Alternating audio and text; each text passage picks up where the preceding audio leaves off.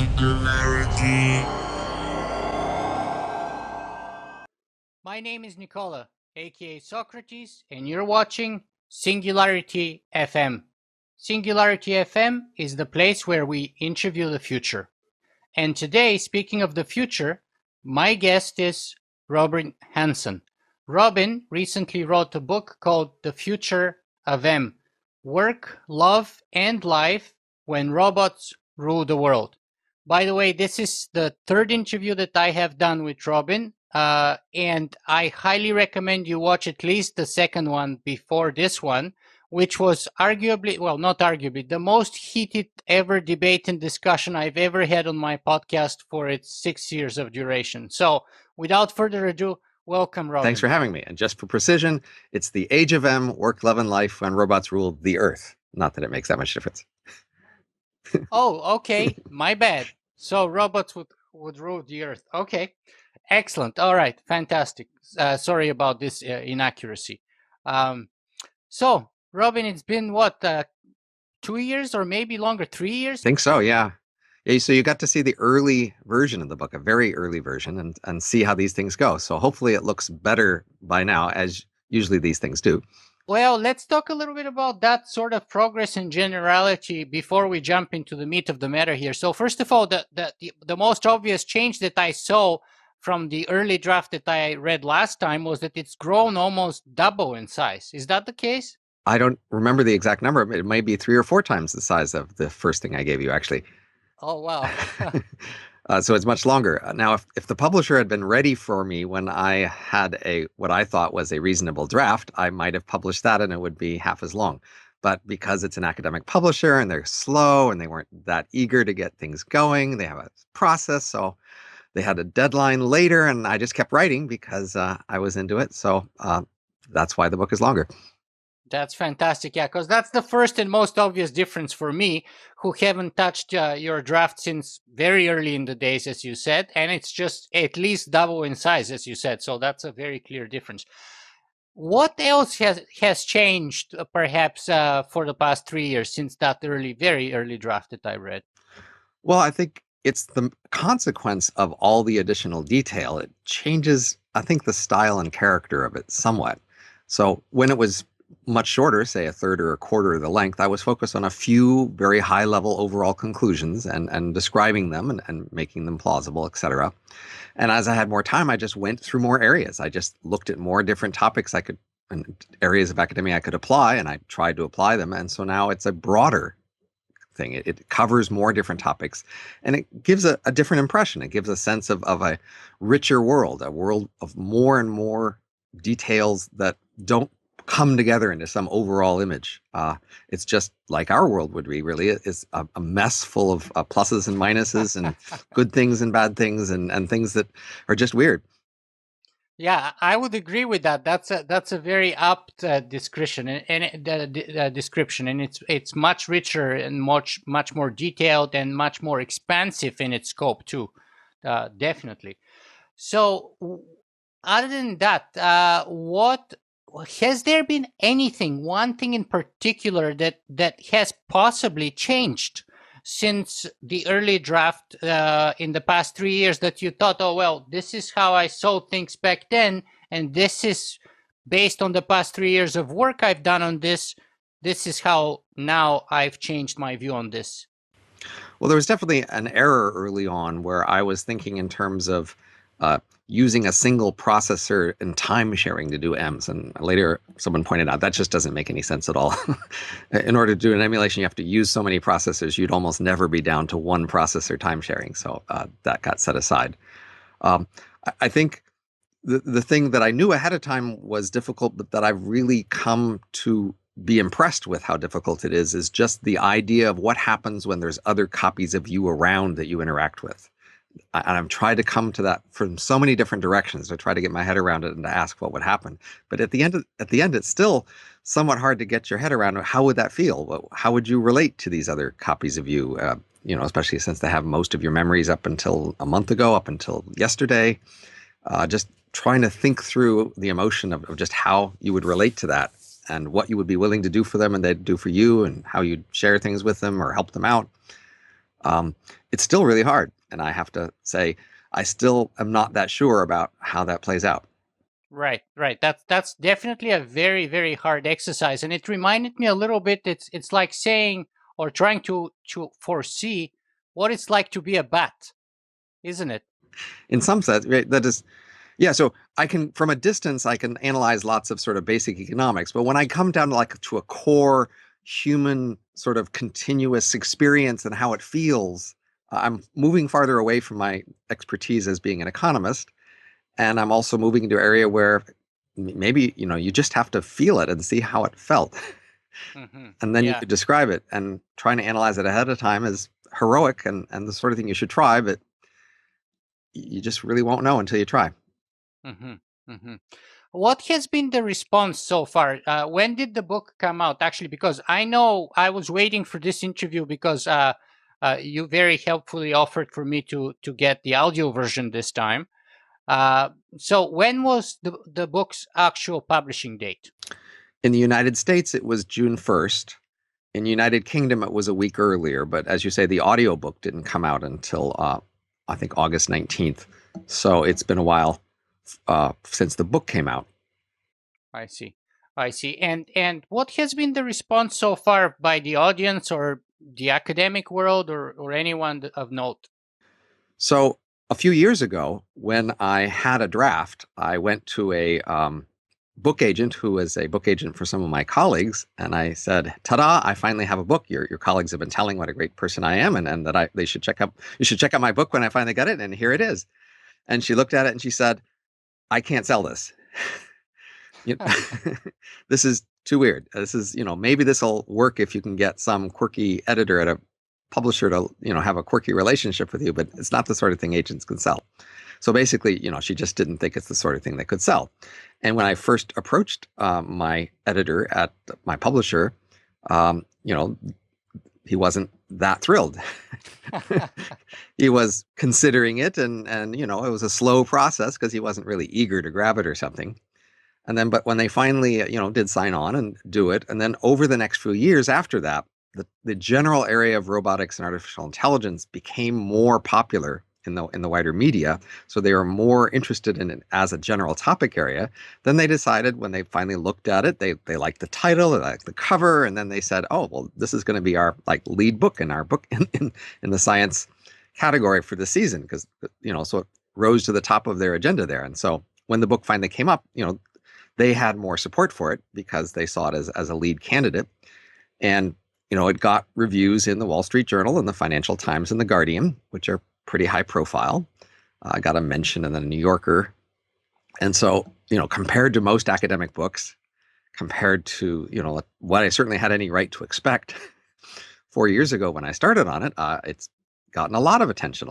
It's sold, roughly 5,000 copies last I heard a month or so ago.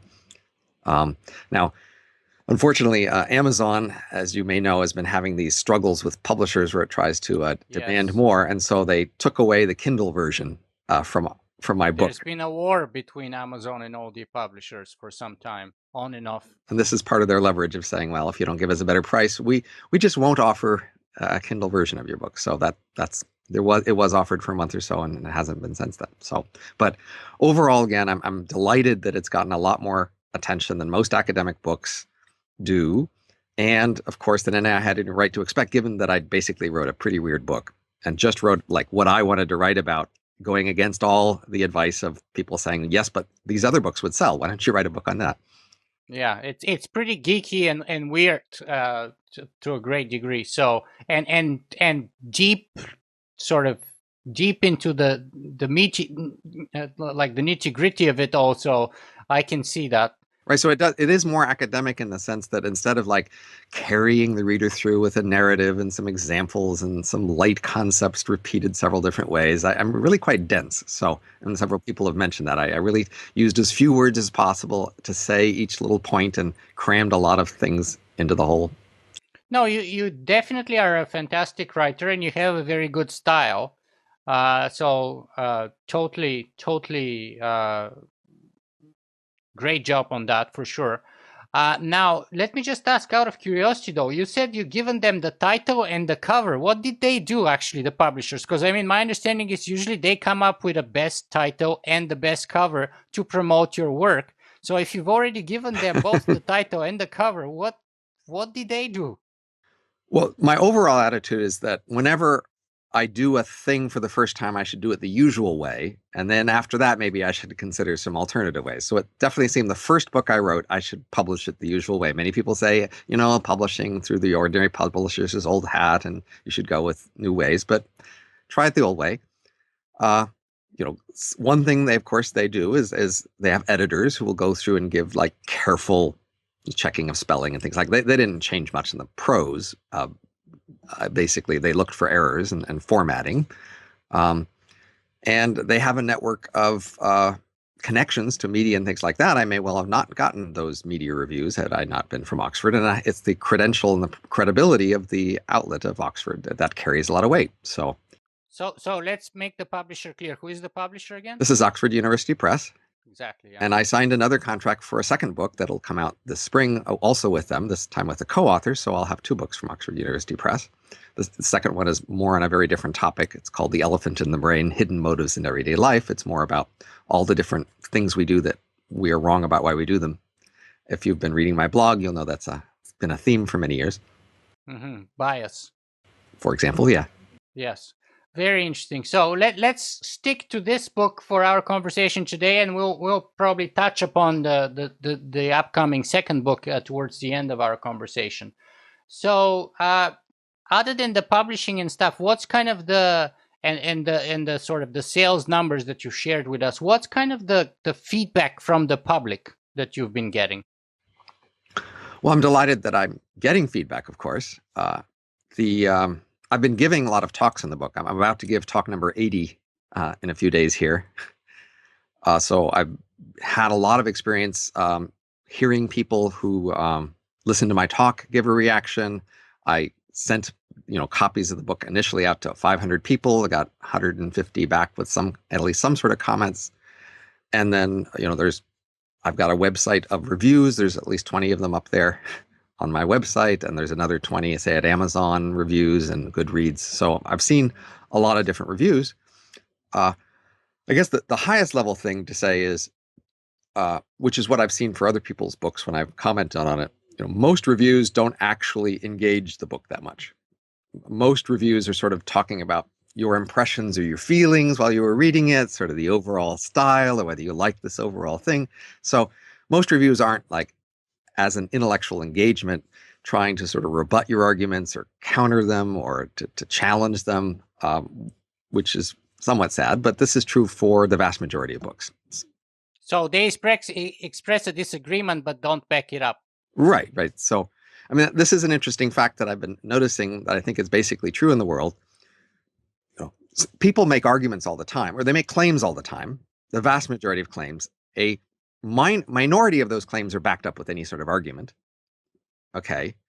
And a minority of those arguments ever receive a counter argument. That is, it's this funnel, a huge number of claims, a small number of arguments, and a much smaller range of counter arguments. So this whole idea that there's a conversation in the world where people make arguments and there's counter arguments is really not the way the world actually works. It does happen sometimes, and it's nice when it does, but mostly the world is people making claims, people reacting to those claims perhaps, but arguments and especially counter arguments are just rare in the world. Let me be a little indulging and sort of selfish here for a second and ask you, would you place me in that category? Oh, absolutely. Sure. Right. Yeah, yes, you're definitely someone who will try to give arguments and engage arguments. So that's a nice thing. Oh, sorry. So let me, I think I misunderstood you. I thought you put me in that category where people just make a claim but don't make an argument. Well, I meant in your discussion about my book previously, in our conversation, you were definitely, trying to challenge the conclusions.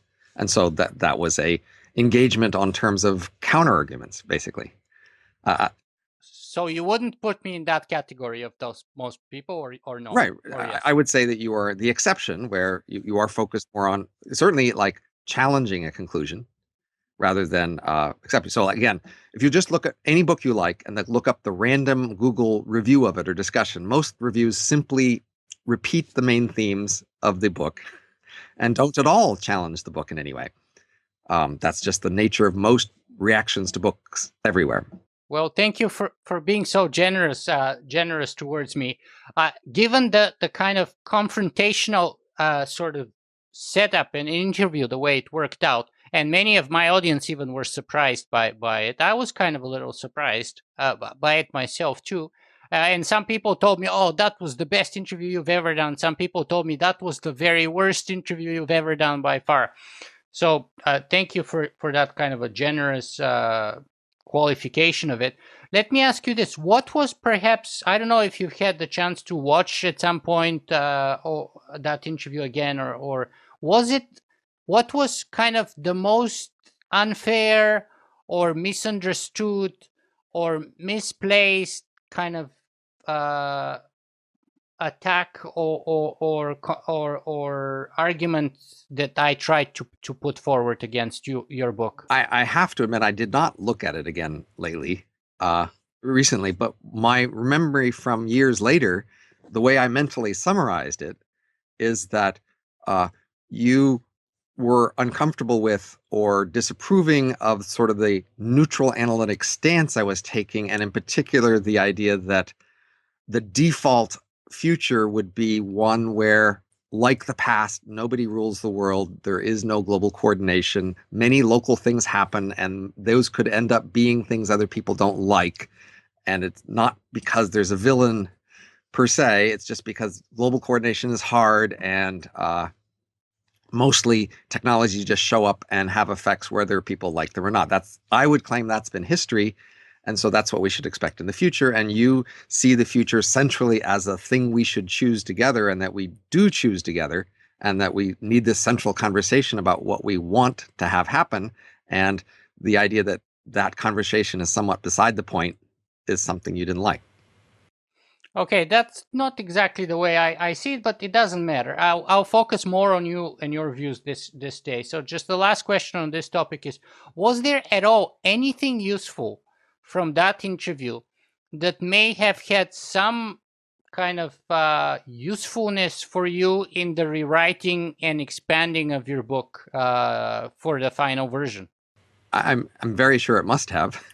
I'm not sure which particular things exactly it changed, but it's very easy when you're writing a book to just get into your own head. And in your own head, you know what you think, and you know what the arguments for what you think are, and you really neglect what other people would think about it and how they would react. And what you need is for other people to react to what you've written, so that you can have a sense of where to focus your attention on the kinds of issues that are of concern to them. So I'm pretty sure you must have influenced my trying to frame things in a way that your concerns would be more directly at least addressed and explained more clearly, even if I didn't end up agreeing with your position. Right, because my impression was that I watched a couple of your presentations for your book as a preparation for this interview. And my impression was that you have, from my point of view, softened and kind of expanded and softened a lot or considerably since the first draft in some ways. Maybe not enough for me, but yet impressively, there's been some considerable changes since the first draft, in my view. I think it's enough said on the topic of our previous discussion. And of course, anyone who is interested on catching up with the previous interview is welcome to do so, and I will put a link. But let's focus on the final published, finished version of your book. So the best place to start is, of course, what's your thesis and or main message, if you have one? At the base level, I'm writing a book about a particular future scenario. So the assumption is sometime roughly in the next century or so, the time isn't very important, we have a technology of what's called brain emulation. This is the ability to take particular human brains, scan them in fine spatial chemical detail, make a computer model of that particular brain that acts like the same original brain would in the same situations. The assumption is that technology eventually shows up, it's cheap enough to replace people. Hearing that buzz out there again. And that it's happened before other forms of artificial intelligence or robots as smart as people. So if we have robots as smart as people in some other way, the book is less relevant. If we never achieve this technology, it's less relevant. Or if some other enormous change, revolutionizes everything in society before this technology shows up, it's also less relevant. But assume that this scenario plays out. The book is about what would actually happen. So my complaint is many people have talked about this scenario in the past, but they've talked about the philosophy of mind or the philosophy of identity or which technologies would enable it. And they've rarely sat down and seriously asked, yeah, but what would actually happen? And at the meta level, I want to say it's possible to take particular technology scenarios and work out in quite some detail what would happen by just applying our standard consensus academic results and conclusions in many different areas. And I hope to inspire or shame other people into doing the same sort of thing with other technology scenarios. Say, hey, take your favorite scenario and work out in great detail what would actually happen. Very cool. And because you speak about a number of social sciences that you apply to sort of lay out the implications at a number of different levels, then, of course, like any science, it has to be falsifiable, right? Well, sciences are usually not falsifiable, actually, unfortunately. I mean, it might be a nicer world if they were, but really, most things we know in the world are not very falsifiable. That's just the nature of the things we actually know. But I thought that's the nature of science, is that it's falsifiability. It's it works and it's correct under these conditions. And if these results show up, then therefore our starting hypothesis was wrong. So, I mean, you start up with a hypothesis, you follow the evidence. If the final outcome does not concur with the original hypothesis, then you have to alter the hypothesis, which is what falsifiability is all about. You definitely have theories, and they have empirical consequences, and you compare theories to empirical consequences, and you prefer some theories over others based on a better fit with the empirical things you actually see, but it's not as sharp and close as a one-to-one mapping of you have a particular theory and you have a particular result and it falsifies the theory and therefore the theory is dead. Now, as a high school student long ago, I loved physics exactly because they could tell me that story. All the other classes I took, they told me, well, we know these things and we're going to tell them to you, but you'll kind of have to trust us. You're way too young and you know way too little to be able to judge these things. And in physics, the guy told me, I'm going to tell you a bunch of things and then I'm going to immediately put you in a lab and you're going to be able to test whether what I've told you is true. You're going to be able to directly measure and see a direct test of my claims. And that was great. I said, wow, don't have to trust them. I can right now, as a high school student, directly test these theories. And that was very empowering. And that's partly why I went into physics. I loved physics because I didn't have to trust them at that point. And I became an undergraduate in physics and I got a master's in physics. Since then, I've published 2 articles in physics. Physics is wonderful because of that. But that's an exception. Most of the things we know about the world are just not that easy to directly test. Like most of economics even, you can't give a high school student a little thing and say, look, I told you this thing, but now you can find it out for yourself. So then that there's 2 implications at least. I mean, there's a number of implications, but the smaller one is perhaps that. So to answer my question, your book is not falsifiable necessarily, or your thesis in your book is not necessarily falsifiable. Well, more unusually compared to most, since I'm taking a particular technology scenario and working out what would happen, if my assumptions are met, we will find out what that world is like. And then we could be able to do quite a fine-grained testing of my book. You'll be able to go through piece by piece in that world and ask for each of the features of that world, how well it fits my book. So that's an unusually high degree of testability at a very specific level for most social science, really. Right, because, I mean, if it's not, then the point would be, how do we know that what you say is true, or why should we take it at its worth if like anyone can say anything and it's not falsifiable by anyone as to what's true or not, right? That's the whole power of science, right? The power of us collectively together is that we know many more things than any one of us knows or that any one of us could ever find out. So we definitely need to have social institutions together that we can trust so that we can rely on each other and not have to figure everything out for ourselves. That works better in some areas than others, but academia is one of our main sources on general knowledge about the world, and academia has divided itself up into different disciplines, and in each discipline they have somewhat different criteria they use to decide what they believe and what they don't, and what's good enough to convince them. Mm-hmm. Some of those fields may be doing it wrong. They may have the wrong sort of criteria. Maybe they're being too open-minded, not skeptical enough. Maybe other fields are too skeptical. Maybe they should be more open-minded. Those are all great questions to ask about academia and how we should change it. But for the purpose of a book like mine, I can't reevaluate all that. I'm just going to take the academia as it's given, each field as it is, and say, what does that field think it knows best? What are, its most straightforward, robust results, and I'm going to just take them and apply them. And if we had a better academia that had better results, that more reliable, then I could say more in my book. But I have the academia that we have now, and I'm applying it. Mm-hmm. Very good. So let's take one of the interesting things that I noticed in the book here was that you say yourself that you probably have 1 in 1,000 chance of being correct in this. Can you kind of elaborate on the thinking behind and perhaps the calculation and or arriving at that probability? So what I'm really trying to refer to is the fact that if I make a rough forecast on a dozen or 100 topics, I could be more likely correct than wrong on each one. Nevertheless, if we take the conjunction of all of them together, I'm going to be ridiculously no chance that I'm going to get them all exactly right. So a book like mine does go over many, many topics, and for each one makes a best guess about the conclusion. And I would definitely argue that if there's only 2 options, I think the option I chose is more likely than the other one. If there's n options, I definitely think the one I chose is much more likely than 1 over n, and perhaps more likely than the other options. But that still gives me a high chance of being wrong on each one. And if we multiply that by all of them together, it's no way I could be right about all of them.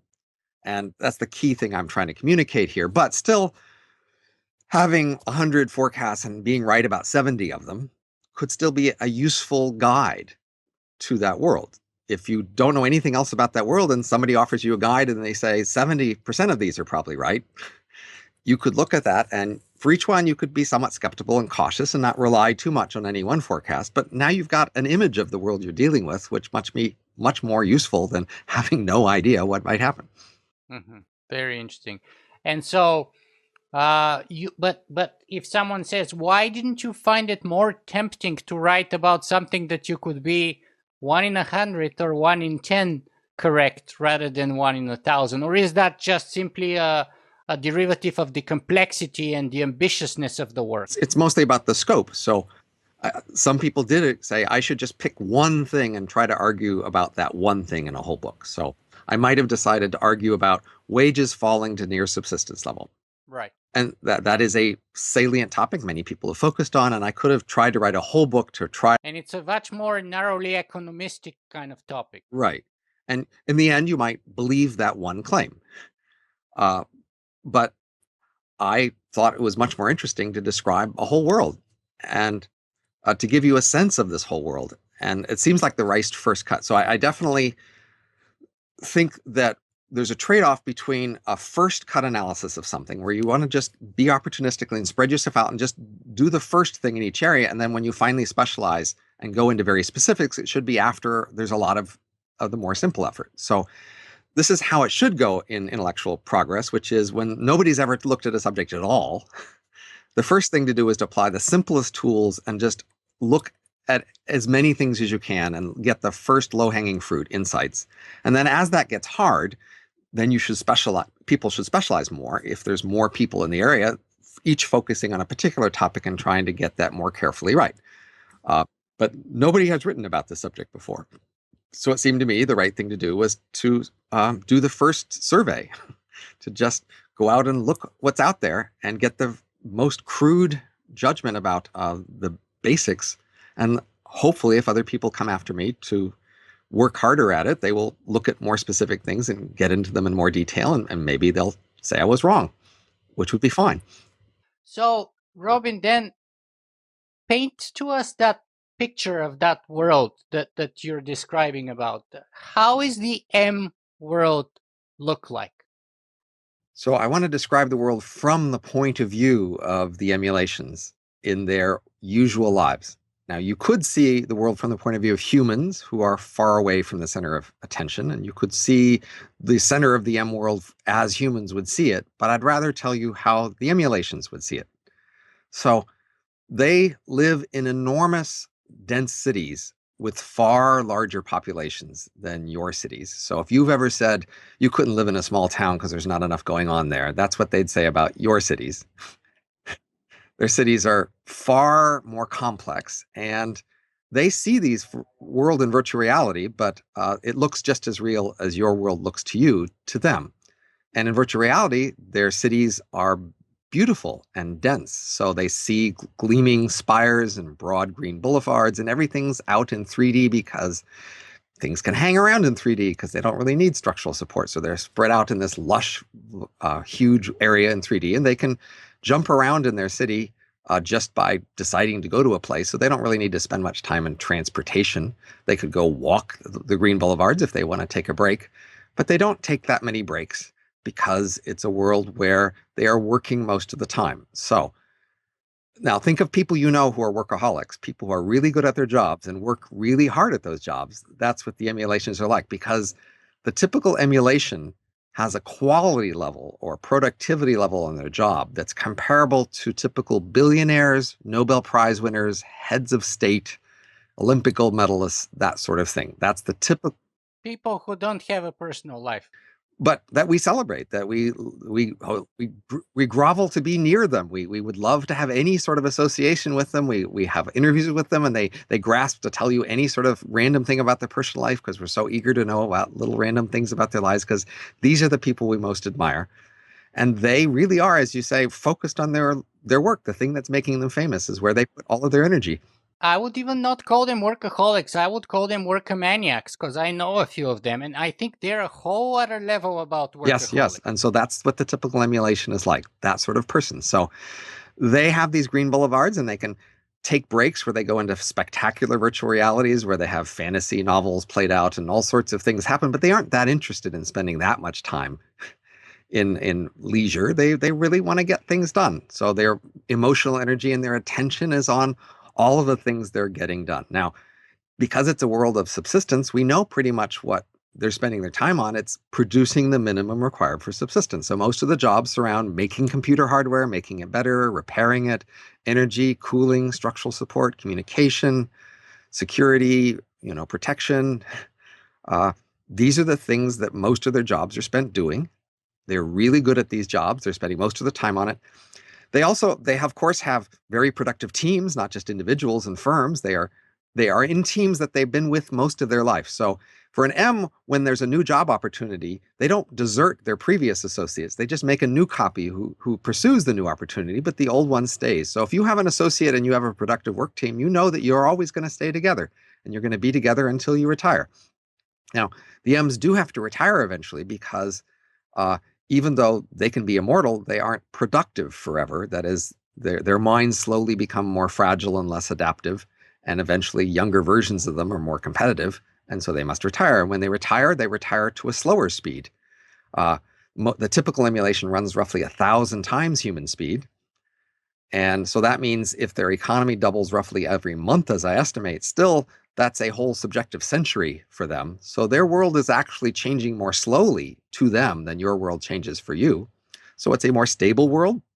It's a world where they eventually retire, but can have an indefinite retirement that mainly just depends on the stability of the entire civilization. So all the retirees together with the humans have a common interest in promoting the civilization stability. And in addition to having teams they like, and probably lovers and wives or husbands that they feel close to, they have a whole new unit of social association that is valuable to them, which is the unit of the clan of all the same copies who came from the same original human. So these people are more like each other than identical twins are today, definitely than family members. They don't like to see each other in the flesh around them all the time, but they know they have this unit available for finance and for law, for politics. It can give them advice about what to do. And all these other copies of them around them really tell them what their future is going to be like. So they know pretty much what their life is going to be like because there are these other slightly older versions of them around that have the same kind of job with the same kind of spouse in the same kind of city. And they see how that life plays out. So they don't really get blindsided by relationships that suddenly go sour after a certain point. They kind of know that that would be coming and they know to pick somebody else. Similarly for careers. So much less regret and being terribly unhappy later in life because you just made choices you just didn't understand would go wrong. They know the consequences of those choices. Very interesting. So it's an interesting point of view because, as you said, you don't situate it from the point of view of humanity, but rather from the point of view of EMS. And I wonder, is there an assessment, like a little bit of a side note, but I think it's an important, is that a judgment that humanity would be more on the sidelines in the future? Well, it's definitely one of my conclusions. You could say it's a judgment to the extent that I don't seem outraged or offended by it. So I make the analogy with the next age of emulations to the previous 3 ages of industry, farming, and foraging. So I say history is a sequence of ages with very sudden transitions between the ages. During each age, there's relatively steady growth. And then at the transition boundary, suddenly growth rates go up by a factor of 50 or more. And then there's a new stable growth rate. So I see history as these discrete ages, and I notice that the previous ages, when they were replaced by a new age, they weren't entirely replaced, but just people who continued with the old ways were marginalized. They were pushed to the side. So when farming showed up, there were still foragers off on the margins of the world. And when industry showed up, there's still subsistence farmers and still some foragers out there in the world. But it's definitely true that the center of activity and attention and the drive and change in history is by the people who are filled with the new age and way of doing things. So by analogy, I'd say the M era shows up, humans can move into the M world. That is, they can become scanned and become an emulation, and many will. Those who just say, no, I don't want to make that transition, just like many subsistence farmers says, no, I don't want to live to the city and work in a factory. I want to stay in my subsistence farm. They can, but they are no longer the center of the world, and they are no longer driving things, and they have to accept they've been somewhat displaced. They can have a comfortable existence on the margin. And I basically would say that the humans must retire, and they can have a comfortable retirement if they have sufficient sharing and insurance arrangements so that they have sufficient assets. Collectively, the humans own this entire world at the start. So if the economy doubles every month, their assets double every month. So collectively, humans can get rich very fast and have a very comfortable retirement. But one, they need to make sure they have sufficient sharing arrangements in order for that comfort to be realized. And second, they have to know that even if they're comfortable retirees, they're not running the show anymore. Just like somebody who's a senior executive in a corporation, when they retire, they know they can have a comfortable retirement, but they lose on not running the show. I see. Now, one of the assumptions, of course, that the M's would be the primary and not, for example, artificial intelligence is one of the two starting presumptions or assumptions that you shared with us, and that is the fact that you think that the mind uploading process would be much faster than, for example, artificial intelligence through, let's say, one of the possible paths, which is, let's say, machine learning, for example. And in your estimate, there's a much higher probability that M's would be much faster than machine learning or other versions of, let's say, non-human derived AI. Well, there's two things to say. The first is just the future's important enough that we should have a lot of different scenarios explored. And so if it's worth having 100 different books on the future, it's worth having a book on each scenario that has at least a 1% chance. So I think this scenario at least meets the 1% chance threshold. There aren't that many other things that seem more plausible than it. The second argument is then, well, if we want to talk about the relative chance among these 100 most likely things, I would say the track record is one of the most relevant data points. And we would say, well, what's the track record of each of these technologies? So for the emulation, I'd say, well, we don't have any direct emulations yet, and we won't until they're nearly feasible. But we have 3 key technologies, and we can track those technologies. And if we track those technologies, they look roughly on track to reach this ability sometime in the next century or so. That's the rough guess for the emulation technology. If we look at ordinary artificial intelligence and ask, well, what's the track record there? My experience is that when I've asked AI researchers who've been in a field for at least 20 years, how far have we come in your subfield in the last 20 years? As a percentage of human level abilities, they say we've come 5 to 10% of the way with no noticeable acceleration. So that typical answer says 2 to 4 centuries. And that would be a reason to think emulations would come first. But it's a weak reason. There's a lot we don't understand. But again, all I really need is to say, look, this is a scenario that has a high enough chance that it's worth analyzing. And we should analyze a lot of scenarios. Yeah, I totally agree with you on the first argument. As per the second argument, I just wanted to bring it to our attention because my impressions are actually rather different, and I thought it's a point worth just mentioning. You see, for two things. First, it's notable that you think that AI is 2 to 4 centuries away. My impression, personally, and the surveys that I've looked at, generally say that while there's a skepticism and wide sort of time span from many experts from, let's say, 5 years or closer, from people like Ben Giertzel, for example, or much later from, let's say, 80 years from now, the vast majority of sort of AI experts kind of cluster within 25 to 40 year range, sort of mid-century. That's at least my understanding. I agree with that is in fact the result of surveys. And so the way I want to pose the question is, what kind of question, if we ask which people do we expect to get the most informative or accurate answer? That is, we could, of course, just survey everybody and ask them what they think will happen. But what we'd like to do is survey the people who know the most about a topic and try to focus them on answering the question that they would know the most about. So yes, we might want to focus on who would know the most about AI future. You might say, well, okay, AI researchers might be one, although other people might know something. But then you might say, okay, for each AI researcher, mostly they're really tracking a particular sub area of AI research. They're not tracking all of the different areas of research, and they are certainly not, studying history in terms of asking how fast have things been going and how, what's the overall rates of progress in various fields. They showed up in a particular field, they got their degree there, they've been doing the research, and they know best what's been happening in their field. And in particular, they know best what's been happening in their field compared to what will happen. So I think the most reliable data we can get out of researchers is to ask them only about their field and only about, in particular, what they have seen in their field, and they don't necessarily have any particular insight into how the future of the field is about to change. So you're thinking there's a bias in those results, yes. Basically. And I think it related to what I've called near-far theory or construal level theory. That is, when you look at the details of the past, you are anchored on many concrete details. You are less indulging sort of abstract theories that you have overly high confidence in, and you're more noticing all the trouble and the constraint and all the messy things that get in the way. And when you look to the future of the entire field, you're sort of more thinking at this very abstract level about the overall fundamental possibility of it and, the optimism of that. And you're less noticing all the little problems that get in the way. Mm-hmm. Yeah, it's interesting because, again, I agree with that.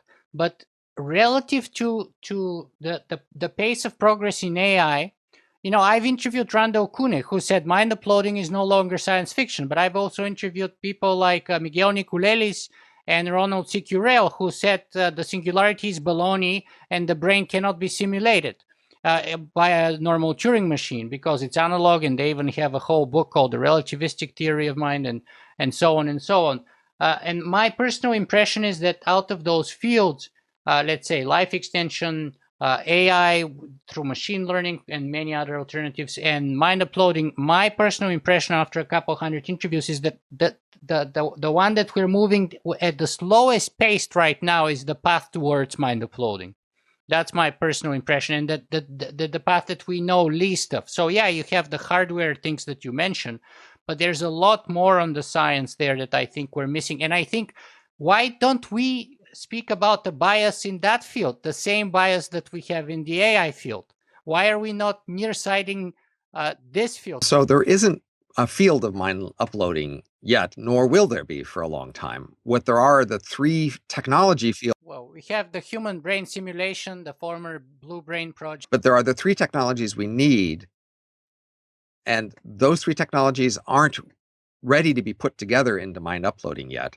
And if you look at those three technologies, they aren't really the sort of thing that you can have exciting demos of or exciting, interview conversations about the potential, because the potential is only there when you put the three together. So first of all, there's just computer hardware. You, of course, know that computer hardware is advancing, but computer hardware advancing is driving both fields, really. So you can't be differentially optimistic about computer hardware advancing with respect to these two possibilities. Computer hardware getting harder to advance slows down both of them, and exciting possibilities for advancement speeds up both of them. So that's a wash. Then there is scanning of brains, and honestly, it's a very small field, people who focus on actually scanning brains, and there's not that much near-term excitement. So it wouldn't make much sense for you to interview someone who's just talking about the details of brain scanning by itself, because nobody cares about that until you connect it to this longer-term potential. But of course, most of the people doing brain scanning aren't focused on that potential, and probably in their professional interest to poo-poo it because it makes them sound crazy, right? Yeah, but the recent human brain project in Europe has almost collapsed. Henry Markram was taken off the project. There were hundreds of scientists that protested it. Then I've had notable people like Noam Chomsky and Marvin Minsky, who both of them said that that's a waste of time and money. And I might agree with them that again, I don't think it's time to do that yet. That is, the third technology is modeling particular brain cells. So we need three technologies: lots of cheap, fast computers, brain scans, and models of particular brain cells. So the third, that's the most sciencey of the three. That's the thing that requires most fundamental advancement, but it doesn't require that you understand the large-scale organization. Most of those brain projects are about the larger scale organization of the brain, and the whole point of brain uploading is that you don't need to understand the larger organization in order to make it work. You need to understand how individual cells work. And that's a third technology area that's been progressing. But again, the people who are studying individual brain cells, they are not focused on this larger scale possibility. They're in the mess of the brain cells. So it comes down to really, in the end, how complicated are brain cells relative to brains? That is, there's these two levels of organization. The brain is this whole complicated structure built out of cells, and then each cell is complicated. And there's separate areas of research trying to pursue these things. It could in principle be that brain cells are in fact so enormously complicated that they are more complicated than brain, even if we just focus on the parts of them that do signal processing. So if you look at a muscle cell, for example, any cell like a muscle cell is enormously complicated, but the parts of it that do the muscle thing are actually really simple. Right. And that's also true for bone cells. The bone cells are enormously complicated, but the part of a bone cell that does the bone thing is really simple. So we don't know about how complicated the parts of a brain cell is that just does the signal processing. It could be that it's actually pretty simple, or it could be that it's ridiculously complicated. But the question is how complicated relative to understanding an entire brain, because brains really do look pretty complicated, and in a way that you can't assume most of it's irrelevant noise.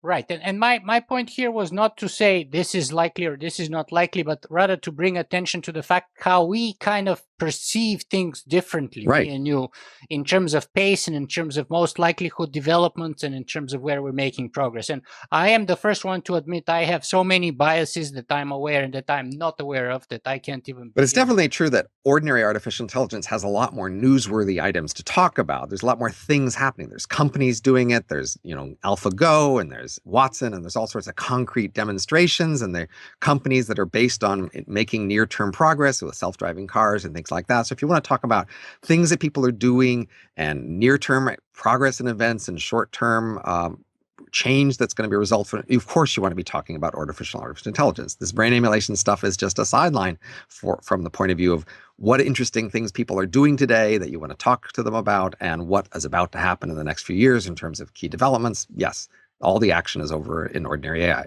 Happy to admit that. But there are these three technologies that are going on in the background, and if they all reach good enough levels at some point, the observation is then something remarkable will be possible.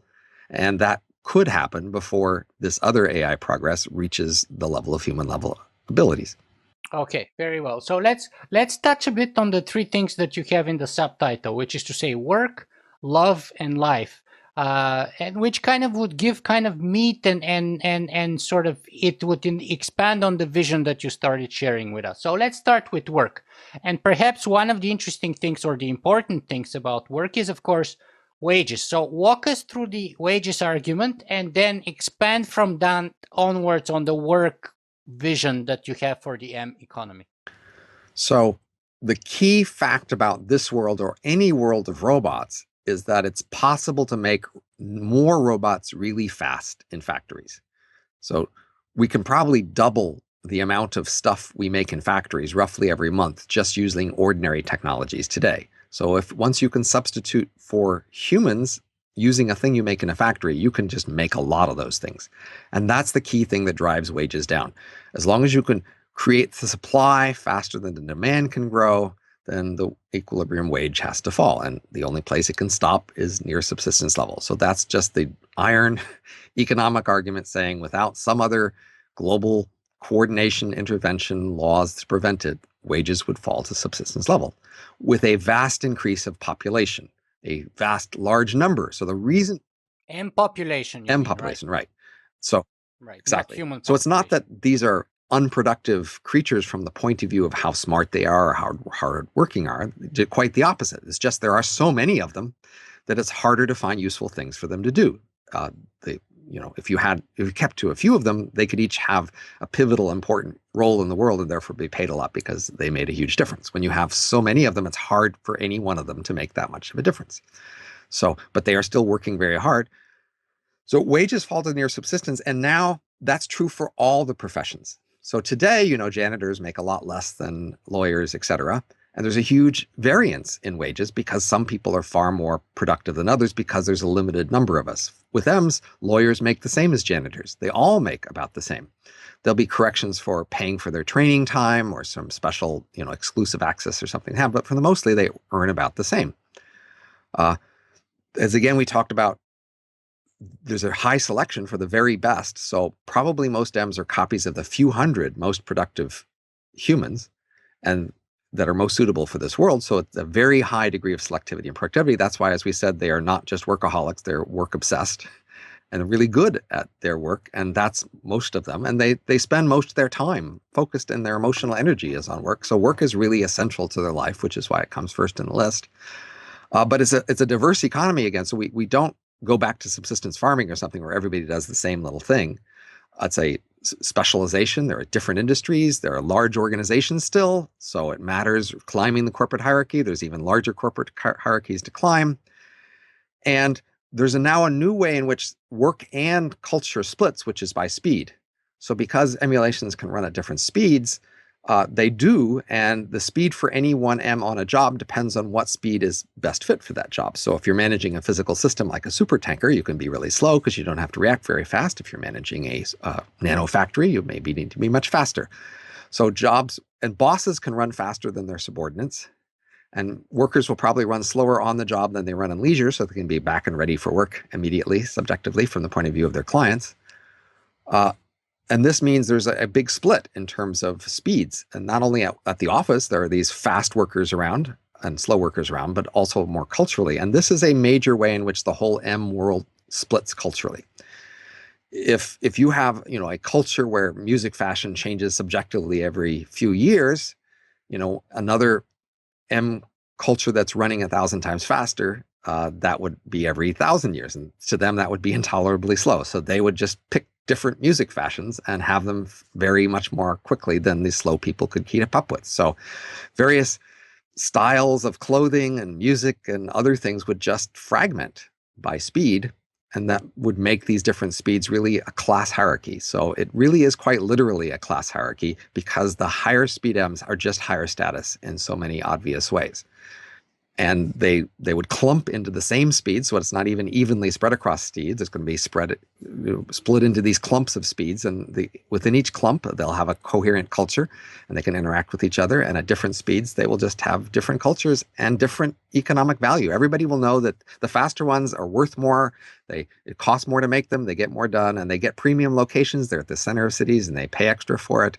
And so there's a really class hierarchy spread out, not just in terms of where you work and who you associate with and how you dress and what music you like, but also just where you sit physically in the cities and even where in the company you sit. Now, let me just shift the spotlight of the focus here for a second. Now, what happens to humanity in the meantime? So the M economy may double roughly every month.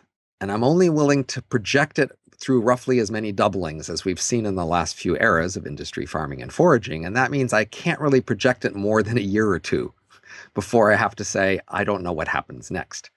So humans would only see a year or two of subjective experience, even though the emulations could see thousands of years of experience. So there's plenty of time for enormous cultural change within the emulations, but not for the humans.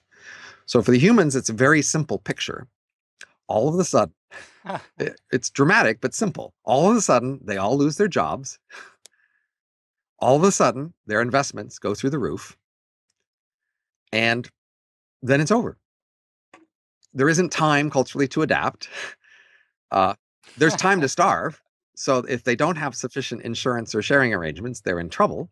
But collectively, they've got plenty of assets to help everyone if they do. And so one of the very first questions is who ends up with sufficient insuring and sharing so that they don't starve? And then for those that don't starve, there's the what will I do with my vast wealth as it doubles every month when I'm retired? And that's about it. Because, well, that's about it, but there's an Yes, there awful is a lot lot of it there. that's happening, right? And it's simple in a way, but it's very profoundly radical. So let's try and unpack that a little bit here. Okay, so you said the population of M explodes, which is why I wanted to be crystal clear that we're talking about M population.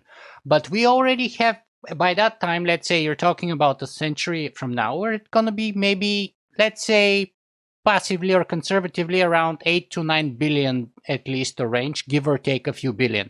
That's still an awful lot of people. So what happens to us? We have the explosion of the population of M's. We have the collapse of the wage to the subsistence wage for M's, right? not for humans. Well below human subsistence. Which may be way right. below. Exactly. What happens to those 8 or 9 billion people? Us. Well, yeah. And of course, we know most of them don't have retirement fund, don't have investment, basically live on a subsistence level, day to day, hand to mouth kind of a principle all over the world. That's the default. Yes, that's model. right. So we may have many decades up to a century to warn people about trying to adapt and prepare for this scenario. And some of them will and some of them won't. And then when it actually happens, there'll come the moment of truth. All of a sudden, people lose their wages. And then do they or don't they have access to assets, insurance, sharing arrangements, charity, however we want to call it? There needs some source. Hold on 1 second. However we want to call it, is that not exactly what we call technological unemployment? I'm happy to use that word. I don't mind at all. Yes, due to a technology, everybody becomes unemployed. It's quite literal. Yes, but collectively, all the humans own basically everything in this new economy, and that wealth goes through the roof. For a time, probably short time, because productivity and relative prices and asset value would shift dramatically. So the economy doubles every month. The M investors might have their assets doubling every 3.5 weeks. Maybe the humans have their assets doubling every 4.5 weeks, so that slowly the human assets are a declining fraction of the overall assets, but still their assets are growing very rapidly. And so there's a lot to own, and collectively the humans are still very rich, very fast. You mean that 1% or 2% that actually Well, owns that is assets? the question. Again, as I say, I certainly warn and suggest that people look ahead and prepare for a scenario like this. And how? There's preparations possible at all different scales, and you should probably try them at all different scales. So at a very individual scale, you might try to save or purchase insurance or agree to share, say, within your family or within your circle of friends, or teach your children and grandchildren to have the habit of doing these things, because the problem may be theirs and not yours. At larger scales, a firm could commit to sharing among its employees or ex-employees, or a town or a city or a state or a nation could choose some sort of sharing arrangements within the scope it has control over. But there's a key point, which is the M world will probably be very concentrated and unequal geographically. So if in Rhodesia, you decide to have a sharing arrangement of everybody in Rhodesia, and the M world doesn't actually have much of a footprint in Rhodesia, your sharing arrangement may not be much use. Your sharing all of your unemployment with each other, which isn't much to share. You'll need to set up some sort of sharing arrangement that has a chunk of, a part of the thing that's growing, which is this M economy, which you don't ahead of time know where it's going to be exactly. So if you're going to set up some sort of basic income or insurance or sharing arrangements, it needs to be global enough that has a substantial chance of having a chunk of whatever it is that does grow in this new world. So it's not enough for just you and your family to share with each other if all of you are going to be unemployed. This is why, of course, an insurance contract with an insurance company might be a very straightforward and an ideal solution where you address this particular problem very directly and try to. Provided they don't go Yes, bust of course, too, and you should pay attention to that. because most of them will probably. Unless they have shown you that they have reinsured their risk with the sort of assets that are relevant here. Because this is true for most any large insurance company. If you buy insurance against a hurricane, for example, the insurance company makes money until all of a sudden it has to pay out enormously more than it has, and then it goes bust unless it has reinsurance. And this is why you want to pay attention to the degree of reassurance that your insurance provider has. But again, individuals could try to buy individual insurance. Firms might buy insurance for their employees. Cities or nations might try to set up insurance arrangements, but there's the risk that they will set up some sort of local sharing arrangement instead of a real insurance based on the sort of global assets that are necessary to actually insure against the risk. But we do have many decades, perhaps, to warn and prepare. But as you suggest, people have often been given decades in advance to warn and prepare for something that they have not, in fact, prepared for. Right. And your book does a good public service for that purpose in particular, actually, to warn and to send out that message, or at least that possibility that we should consider, be it personally, be it collectively, and perhaps at all levels, as you just said. Now, let me just bring in another 2 points here with respect to work. One is, okay, so we have the collapse of the wage to subsistence levels. Where's the demand coming from? Because, I mean, for the GDP to keep doubling, you don't only need supply, because if supply is oversupplied, you said then prices keep doubling, but you also need to have growth of demand. So where's the growth of demand coming from? There's two sources of demand, one that's increasing and one that's declining, at least as a relative fraction. The increasing source of demand is the subsistence M economy itself. In order to subsist, M's need computer hardware, energy, cooling, as we said before. But let's say those are just the very basics minimum for But survival. in a subsistence economy, that's where most of the spending goes. So if you think of 1,000 years ago, a subsistence farming economy, it was doubling every 1,000 years, but still it was near a subsistence. And so most of the effort was sent into producing the minimum they needed to exist: food, clothing, heat, shelter, a bit of transportation to move things around. That's where most of the effort was spent 1,000 years ago, because it was a nearly subsistence economy. But very slow growth, though. Is that going to be the same case with very fast growth? Have a subsistence economy with slow or fast growth. So the farming economy grew much faster than the forage economy, which was also a subsistence economy. Foragers doubled roughly every 250,000 years, whereas farmers doubled roughly every 1,000 years. So farmers were growing much, much faster. But the key point was they still weren't growing fast enough to allow individual per person wealth to increase. The key relative parameter is the growth rate of the economy relative to the growth rate of the population. And there was lack of surplus, right? Which capitalism is all about, that surplus, right? It's the first time when we had the Industrial Revolution that growing number of surpluses were being produced. The surplus of industry was the idea that we grew the wealth faster than we grew the population. So the wealth per person was increasing. Of course, there were capitalists 1,000 years ago. There were people who owned land and didn't work, and they took a fraction of income, and there was a small minority of wealthy people who spent a fraction of the income. But the typical person wasn't benefiting from that. They were basically at a subsistence wage.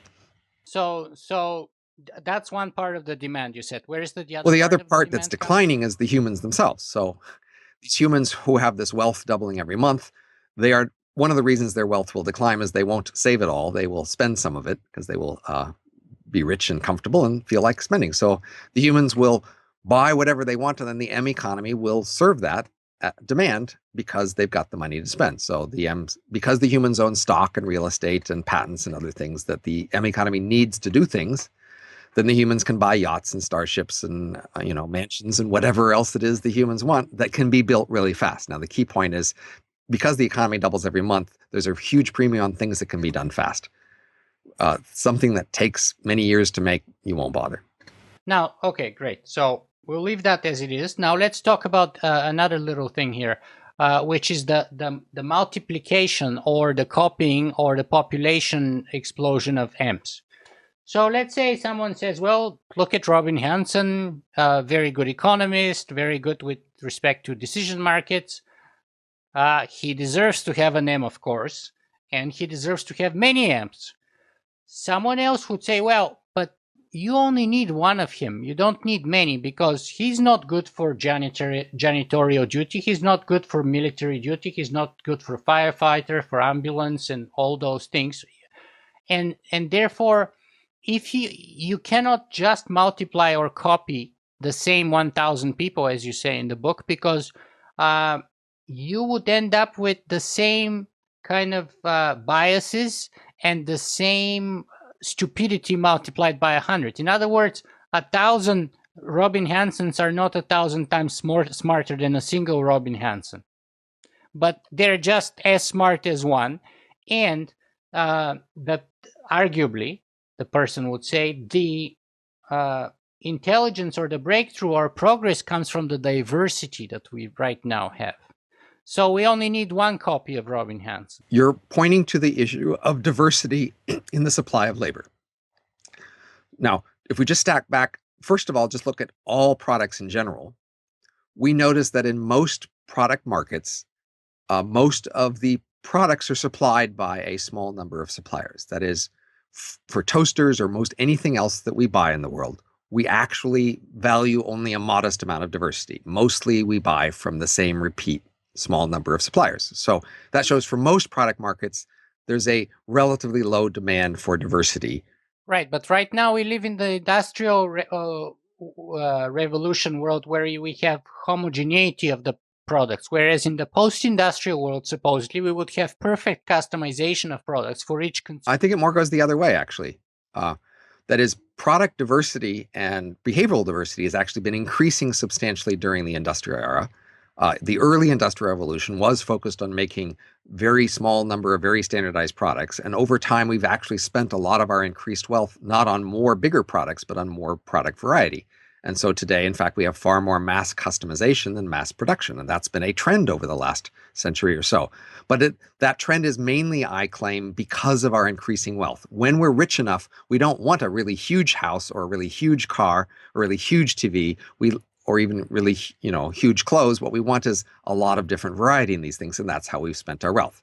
But the M's go back to being poor, and so product variety is much less appealing to a poor M. They basically want... It's all about functionality. They want more, the minimum they need to survive. So they would tolerate a lot more commonality, also because in virtual reality, things can easily be varied at very cheaply. So they're probably sitting on very standardized server racks. The actual computer server they're sitting on looks the same rack and the same CPU, etc. But in virtual reality, their house is decorated different. Their clothes are different, and the music they listen to can be different. And so they can enjoy an enormous variety in their personal life, even if physically they have very similar products and services. And what about the problem or the potential problem for, let's say, groupthink and sort of self-enforcement? So I just said this about product varieties, products in general. Now let's look at labor markets in particular. So in particular in labor markets, it definitely seems like today, most buyers of labor markets are looking for more homogeneity and less variety than the labor market actually supplies. Most employers complain far more about low quality workers who don't have the standard look and feel than they do about not getting enough variety. So there's a huge demand for people who go from certain standard universities or standard management consultants, which work their way to produce very standardized human products. Graduates from Harvard, graduates from McKinsey, et cetera. These people are created to be very standardized, and that's what the labor market seems to mostly want. In general, we give a lot of lip service to creativity, but in fact, labor markets seem to not value creativity very much in most fields. Now, there are exceptions like advertising or something like that. And in fact, schools seem to go out of their way to crush creativity, and they do a successful job of it. And that's partly because schools want creativity crushed. We could talk more about that, but that's somewhat off topic. But in fact, the ordinary labor markets don't seem to value. So we have a lot of literature about team productivity, and we know that variety within teams is mostly a bad idea when it's about gender or ethnicity or age or even personality types. The kind of variety that's actually useful within a team for productivity is variety in terms of disciplinary skills and styles of thinking. So M World, therefore, would like to have on most work teams a variety of disciplinary skills and a variety of styles of thinking, because that can be useful inputs into making decisions. But for most other dimensions, they actually don't want much variety, which is how our actual work world today works, too. We don't actually go out of our way to produce variety on most work teams. On most of the parameters, we actually go out of our way to do the opposite. Most firms, for example, who have a distinctive corporate culture end up selecting a certain kind of employee that fits that corporate culture. It works better to have a whole firm of people who have this style where they like the corporate culture and it fits their personality style, etc. And we fragment by different firms which have these different cultures and these different kinds of people working for them. So basically what you're saying is that we would have, and correct me if I'm wrong, we would have a lot more kind of homogeneous world, at least on the outset, and then there may be a divergence, but because it would be, let's say, the top 1,000 most proficient and successful people who would be the original M's, and then those would might multiply in the M world and perhaps have some divergence, but yet at the outset, you say those would be mostly male. Those would be mostly around the 50 years of age or so, which is the highest productivity age, and not so many females, and not so many, let's say, gay or lesbian or transsexuals. Those would be underrepresented. So I actually go to quite some detail to try to pick out particular features that I can predict what there'll be more or less of. So I go through these one at a time quite carefully. So I definitely say that peak. But that's the effect. I'm just like in the interest Peak of age time. is an effect. I agree with that. Gender is much less clear. I predict there'll be some imbalance in gender, but I'm much less confident about which direction it'll go. Whichever direction it'll go, you'll be unhappy if you wanted an equal gender balance. It will probably be unequal, but I don't know if it'll be men or if it'll be women. In fact, I specifically say that in terms of lesbians and gays, in our world, lesbians earn higher wages than you might expect, given other things you know about them, and gays earn less. And that's a reason to expect more lesbians and less gays. And then I go, yeah, I don't expect an equal world. I just expect a world which would be even more diversified than what we have today. And so, in other words, if we're struggling to sustain the categories of male and female as it is right now in our world, I would imagine those would be totally obsolete in the M world. So evolution in history has been a combination of, along some dimensions, reduced diversity, and on other dimensions, increased diversity. So if you look at, say, the Cambrian explosion of animals into the world, or if you look at the explosion of industrial firms and practices in our world today, you see both in different dimensions. So most animals came from a small number of previous species, very unrepresentative, but then those animals diversified and spread out and filled many different niches in the world. However, if you looked inside them, they were really all coming from a small number of basic body plans that were within a larger variety previously. Similarly, today, at the beginning of the Industrial Revolution, we have this huge diversity of cultures around the world. And we've had a great winnowing and reduction of cultural diversity, much fewer languages, much fewer ethnic backgrounds, much fewer, styles of music, etc. Within the dominant languages and cultures within the industrial world, of course, we produced a lot more diversity within them. So within, say, English style culture, we now have a vast variety of different kinds of novels and different kinds of music and different kinds of other things, but it's still all within that particular cultural background, and many other languages and cultures really have been pushed to the side and shunted. So, and this is what we should expect as a robust long-term feature of evolution. Basically, different groups compete. The winning ones push out the losing ones, but then within the winning one, there ends up creating more diversity and variety because as it fragments and spreads out to fill different niches. And humanity may largely be on the losing side. Well, humanity is the origin or at of least this new, unable to subsist, and you even said right? famine and So things a like lot that. comes down to where you put your identity. So Paul Graham has the famous essay on keeping your identity small, but uh, think 1,000 years ago, a subsistence farmer, and you told them the industrial world's coming. And when it comes, then industry will spread and subsistence farming will be pushed to the margins. Now, if you said to yourself, I am intrinsically a subsistence farmer, and my children are as well, then you say, I and my children are going to be losing and pushed to the side because we are losing out to industry. If you said to yourself, I am not intrinsically a farmer, I am intrinsically a human who could be a farmer or an industrialist, these are all possibilities for me and my children, then you don't think of yourself per se as a loser. You say, the winds are changing and I should go with the winds and become an industrialist. I should get myself or my children to move to the city and work in a factory and try to adopt the new ways. So what you're saying is people should become M's.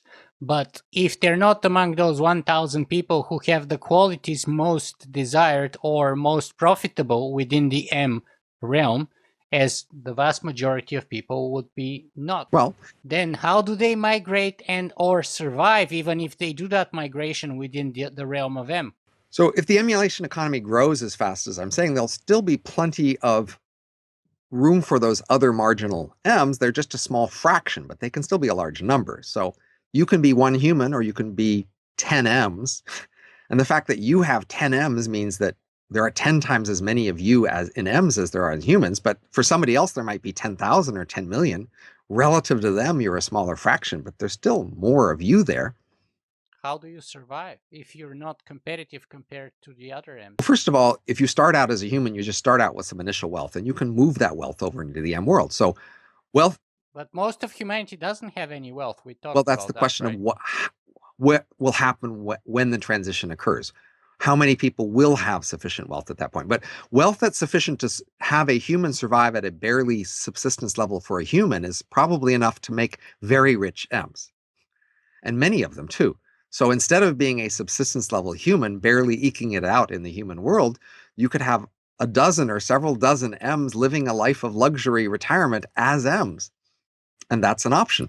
I hope it's an option because that would make it less. I mean, it doesn't make it more appealing, but it makes it less traumatic because, of course, the concern is that that wouldn't be the case, that people who are unable to survive in the real world or in the analog world are possibly, or many of them are possibly going to be unable to survive and or compete in the realm of M, and therefore they may end up facing erasure or deletion. That brings us the question of inequality among M's, or especially retirees, and it's much less of an all or nothing thing for M's. So for us, if you don't have enough money when you retire, you starve and you're no longer there. It's either alive or dead. It's very binary. If you become an M, not only can you, for a money that would just barely make you just survive as a human, you could have a luxurious life as an M retiree. As a human speed M retiree, you have a choice of different speeds. So I estimate that there's a linear relationship between cost and speed that goes up to 1,000,000 times faster than human and down to 1,000,000,000 times slower than human. So now you say, well, what if I don't even have enough money to run as a human speed M? Well, you say, fine, how much do you have? I have only 10% as much. And you say, fine, you get to run as a 10% speed M. Done. And that can just be the end of it. Because again, you can go all the way down to 1,000,000,000 times slower than human speed. And now we have to say, yes, but I don't want to run slow. I'd like to run fast. And now the question is, how much sympathy do we have at that point? So we have strong sympathy about whether you exist or not. Price mechanism resolves all societal issues and troubles that we have. It's a fantastic The tool. issue is more, I think, what dimensions of envy and charity will there be? And they change here. So I think I'm not claiming envy and charity go away, but I'm saying they do need to adapt to the new circumstances of this world. They definitely do, yeah. In our world, we mostly have envy and charity along the axis of individual income. Okay. However, there are other dimensions of inequality that we don't have much envy about, and therefore we don't actually have much charity about. So 1,000 years ago, some of us, our ancestors, they ended up having far more descendants today than others. If you took each of us and went back to our ancestor from a representative ancestor 1,000 years ago, some of us may only have 5 descendants and some may have 500. That's an enormous degree of inequality, but we almost never talk about it. We almost never care about it. there's very little urge to transfer from the people who have 500 descendants to the people who have 5. It's just not an issue for us. In fact, I would say most of our envy and charity is within the dimension of between the families of a nation at the same time. We have very little concern socially about inequality within other people's families. We think those families should deal with it. We have very little concern really about inequality between nations, and we certainly have very little concern about inequality across time. So it's mostly about between the families of a nation at a time. That's where most of our envy is, and that's where most of our charity is. That's where most of our discussion is. But that issue is much less relevant in the Age of Em among the emulations, at least.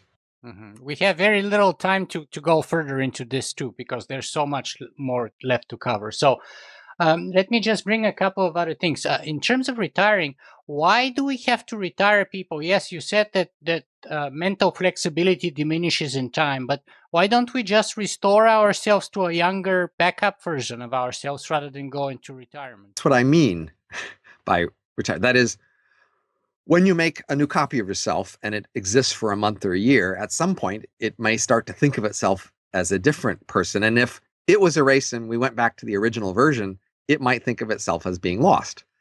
At that point, it might rather continue to retire, or it will be very stressed. So because retiring slow is so cheap, if there's any slight degree of stress about ending, we say, oh, you don't have to end. You can just retire slow, and with all the stress and problems gone. For emulations who are okay with just ending, yeah, a lot of them will just end, and that will probably be the default, say, for living only an hour since you're split away. If you split me off for an hour, I do an hour-long task. Do I need that copy to last forever in retirement? I might go, no, that's just not even worth the bother. Don't even bother. I can't, all those copies out there, there'll be so many of them, they'll be so similar to each other, it's just not worth it. But if they last for a month or a year or 10 years, then they'll start to see themselves as a distinct creature for whom they care about their personal future trajectory, and then we'll offer them retirement. Now, the last point I want to bring on the economy here is that a point that was brought by Karl Schroeder in one of my previous interviews, and that's to say, and he was not referring to the M economy, but in general, but I'm just going to import and kind of supply a response if possible. So he's saying when you have a system and you have, because your claim is that the growth of GDP of the M economy would go along Moore's law, pretty much. Actually, no, I don't think I claim that. You don't? Okay, tell me, because that was my impression, which is one of the reasons why it's kind of going so, and I even I didn't took an exact reference from the book, but anyway, that was my impression for sure. So because it was doubling so fast. So please explain that. So if Moore's law were just some absolute thing that, computers got twice as cheap every 2 years, then once emulations show up and they're mainly built out of computers, that would be a reason all by itself to expect the M economy to improve by a factor of 2 every 2 years. If that were the only thing going on, you'd say, hey, these things are made out of computers. Computers are getting twice as good every 2 years. Therefore, these things are getting twice as cheap every 2 years. Right. So yours is even faster. Right. So, but I'm saying I estimate this economy doubles every month, not every week. And I would say, even if Moore's law stops, this can happen. That is, the basic fact is today in ordinary factories, if you ask how long does it take a factory to make as much stuff as that factory itself consists of, that's on the order of a few months. That's today with ordinary factories. So if we just say, if you could make stuff in factories and have all the stuff you need to make a new factory made in a factory, then factories themselves could just double every few months. That's just in the nature of the way we make stuff today. And so that's a good clarification. And of course, a further one will be that you do not think that the collapse of demand from, let's say, the human side of the economy, or the collapse of, or the slowing of the demand on the M economy, or would potentially diminish the demand overall and potentially have a negative impact on the growth, on the pace of growth of the M economy. In a subsistence economy, the demand is basically to exist. And so if more creatures can exist, then more do, and they demand to exist. So demand isn't a problem. It comes down to how fast can the population grow. So that's why the farming era doubled every 1,000 years, is because the farming era could double every 1,000 years. There wasn't any problem in having a demand for those new farmers. The farmers were their own demand. Having twice as many farmers meant there were twice as many mouths to feed, and there was a demand for that much more food. So the farming economy only doubled when it could produce twice as much food. That was the reason Why it didn't go any faster is it wasn't capable of making more stuff faster, but there was plenty of demand for everything it made. Mm-hmm. Okay, so let's go to the other parts of your subtitle, which again is Work, Love, and Life When Robots Rule the Earth. Now, we did cover the economy, which is kind of very important, the foundation for this whole thing, which I would say falls under work. So let's talk about love and life. And let's talk with life. Let's start with life first. So we got that there were workomaniacs. Those guys work like more than ever in the history of the world. What about life? Do they really have any life? And how does that work in comparison to work? Well, life, of course, includes work. It also includes leisure. It also includes play. And they would, of course, also have leisure and play. They will have not just things they do with their time, they'll have meaning to their life. That is, they'll have a way they think of their life and how it fits into a larger world and what in that life gives them meaning. So you can have the same activities, but if you don't think about it as a set of things that adds up to a larger thing you care about, you could still have a life without meaning even if it's full of activity. So the meaning in M lives come not just from their work and the role they have and the fact that they, of course, as many of us, find that we're needed and wanted and that there's a place in the world for us and that we're contributing to the world and that we're good at it and that the world values us and praises us for the things we do. So they'll have that meaning from work in their lives. They'll also have meaning from their relationships. They would have spouses and teams that they care about and socialize with, that they help out, that they're ready to help if there's problems. They would have this new unit of clan of these other copies of themselves that they would feel affiliated with and feel a meaning about being part of that larger unit. They contribute to the reputation of that larger unit and contribute to its finances and contribute to its politics. And they would identify with that larger unit of all the copies of them and feel meaning out of being part of that. It isn't just a small thing, it's a big thing. And it's not a shift in meaning in the sense that some people or many, I don't know what percentage of the population, I have no idea, but I would venture to guess that a lot of the population would say that today people work to live. And that's the meaning. The meaning is to live. The tool is work. And in your world, it's going to be kind of the reverse thing, would be live to work. So living is just a tool and working would be the meaning, according to you. So that's not like a fundamental radical shift there? Today, it's a personality distinction. This is one of many standard personality distinctions, whether people are what's called work-oriented or not work-oriented. Some people who are work-oriented today, they find more of their meaning in their work, and other people find more of their meaning elsewhere. And what's the percentage of that spread? I would guess they define the metric so it's more 50-50. Of course, you could make the cutoff anywhere along, but I would guess when they do these binary things, it'd be more like 50-50. But it varies by culture. It is varied across time, and it's varied by gender. I believe, men are actually, I think, I can't remember exactly, but I have it in the book. But in this M world, they are definitely, it's more of a work-oriented culture. It's more of a work-oriented world. So they would get more of their meaning from work, but they would also get more of their meaning from these relationships that are important to them, just like we get more of our meaning from our relationships. Often, for example, when we have children, we get our meaning out of our relationships with our children. M's don't have children in quite the same way, so their meaning from children is somewhat different, but it's more like this meaning of the clan. So in the M world, there's more of a mentor-mentee relationships between these older and younger versions of themselves, and they can get more meaning out of that. Today, we do, of course, have younger people around that we try to give advice, and mostly they don't listen, most often for good reason.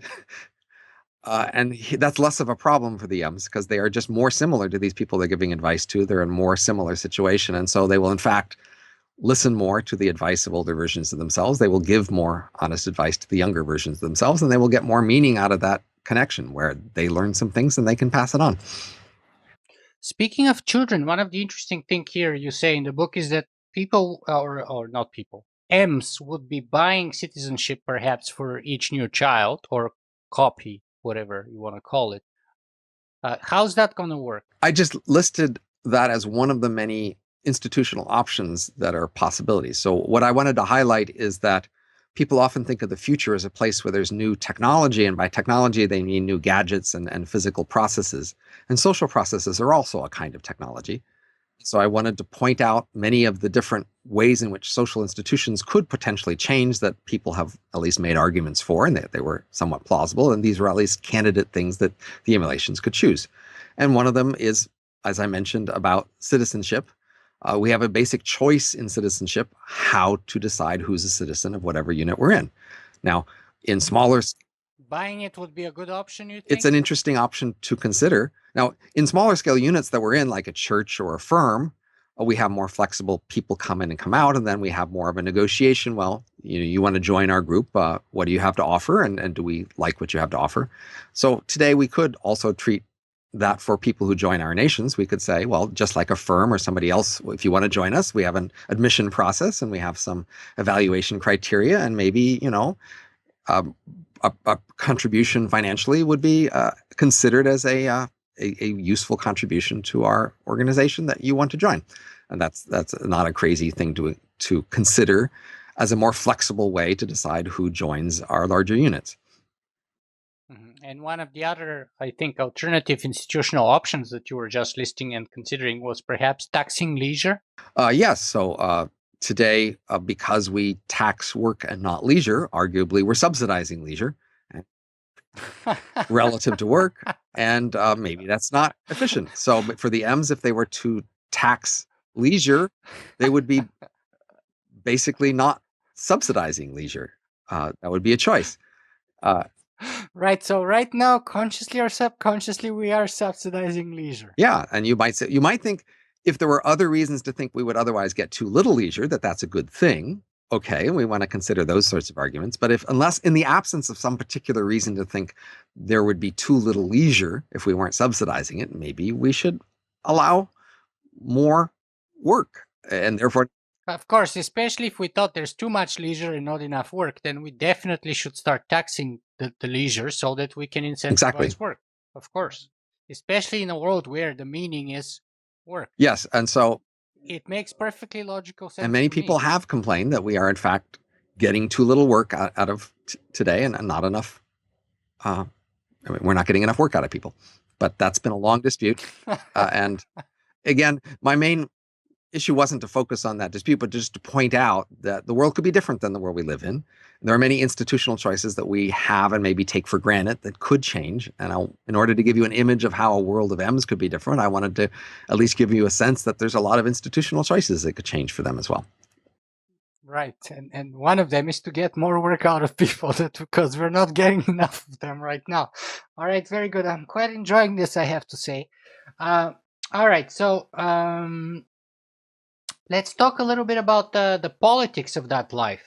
How is, you mentioned that, for example, another institutional option is juries that elect leaders, issues like collective punishment, vote buying and selling, and or vote allocation with respect to the speed that one is running. So can you kind of elaborate on those? Right. So for the record, I have touched on this before in the previous interview, and we had a big discussion about that. But I'm going to stay a lot more quiet on this one and let you just elaborate. Don't do that on my sake. You can do it for your sake. But I would, first of all, the first things to notice are ways in which our existing practices just do not project very well into this new world. So that sort of requires that you make changes there. Other changes are more optional. One M1 vote just doesn't work very well. If you say one M1 vote irrespective of speed, then you create this huge incentive just before an election, just like create lots of really slow M's. Again, it's so cheap to make slow M's that why not crank up the population of slow M's if you get one vote per slow M? So unless you find some way to limit the ability to create slow M's just to get more votes, it just wouldn't work. So the damn bastards that are running 1,000 times slower than me get 1,000 of my vote, and of course, that's okay. Well, at least if we made speed proportional voting, that's at least more functional. That is, it's not possible to simply stuff the ballot box. Of course it's functional. It's not. Yes, it makes it no longer possible to stuff the ballot box. Also, of course, as you remember perhaps from the book, one of the standard arguments for why we have democracy is that it's a crude proxy for the potential of revolution. One says, in a world without democracy, if there's a lot of unhappy people, the leaders may not get that there's enough unhappy people that need a change and will demand change. And so a revolution is the only way that people can express their need for some change. And the claim is, but there's other reasons behind democracy, even though it's not very functional. okay, well, but this is one of the reasons why people say there's a democracy. And at least for this reason, you might want speed-weighted voting. Of course, there are many. As I think it was Churchill who said it's democracy is the worst form of governance, save all others. But so that's precisely one of the things I think he was addressing, that it's not very functional in so many levels, but it's still the best of what we got. But we do need to break it down into which particular functions we do think it's serving, so that we can ask the question: will democracy persist or not? Either we can just be right, and functionality is only one way to judge it. But the point is, if we're going to ask the question, will democracy continue, we have to have some analytical base. We can't just say, yay, raw democracy, we love democracy, therefore it won't change. We have to ask, what are the various sources of influence that would make democracy persist or that might make it go away? And functionality is a perfect choice. Is one of those sources of influence. Another thing we could say is, what are the things that over history have changed people's liking democracy or not? What are the overall cultural pressures that have induced people to care more about democracy or not? And I give this argument about returning to forager-like values, where I say, in the last few centuries, as we've gotten richer, we have in many ways returned to forager attitudes and values, and that's a natural thing to expect, given that the farming world is a world that's very poor and has very attitudes and values that are quite alien to foragers, and that farming world needed to make farmers act and think in certain ways in order to make farming work, and that succeeded, but it only succeeded via fears and threats that are compelling when you're poor and less compelling when you're rich. And as we've gotten rich, therefore, we've drifted back toward forager values and attitudes. And that's an explanation for many changes in the last few centuries, including the increase in democracy. Foragers are quite democratic. Farmers were much less so. And as we've gotten rich, we've decided that feels better. And that's a plausible explanation for the increase in democracy. Right, but if we discover in the world of Em that it's no longer functional, then it's okay. We can go back to the also just because since there was so much poor, and just be less democratic, or because the Ems are so much poorer, they will be vulnerable to cultural pressures in the way that farmers were, and so the Em world has these various farming world cultural pressures, including religions, as capacities in order to get Ems to do whatever it is that the Em culture needs them to do, just like it could for farmers. So that opens up the possibility that they could drop democracy if it were troublesome. Mm-hmm. Very interesting. So now here, I think if I'm to paraphrase one place of the book, I think in the beginning, where you said that your job is not to make everyone like the future, but rather to describe it so that we can see it the way you think it's most likely to be. Right. Which is to say, a bit more of being like the present, more blunt, more boring, more of a situation where most people exist in a state of quiet desperation. I'm not sure anybody has read my book and said this was bland and boring. So certainly from the point of view of... No, but those were your words, weren't they? I said that we should think that maybe in the typical future, as in a typical past, most people will live and did live lives of quiet desperation. That is, those are the typical lives we have ever seen in history, we see today and in the future. And that's why you think that's most likely to be the case in the future. And that's why you take a middle kind of example. And that's why it wouldn't be so fancy and entertaining, but rather would be bland and boring. And those are also your words. And it's the context of saying this is the typical life that has ever been. And so you shouldn't necessarily expect the future to be that much different, or even wanting it to be that much different necessarily. If we read lots of stories about the future, they're set in context where there's drama and excitement and big things happening. But if you have to realize most of those big, exciting things aren't really great things to have happen to the people around them trying to live their lives.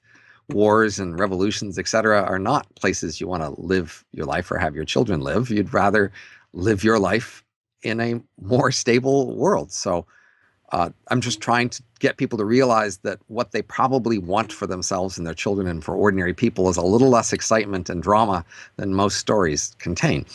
So do you also think they would require a little less democracy, a little less uh, money and probably as high as a subsistence wage, a little less ability to control who starves and who doesn't, a little less of a freedom to choose whether they go into the M world or not, and all those things. I think, yes, if what you're describing are typical elements of stories we would tell. That is, It's your story. No, I'm no, just but talking what I about mean your is story.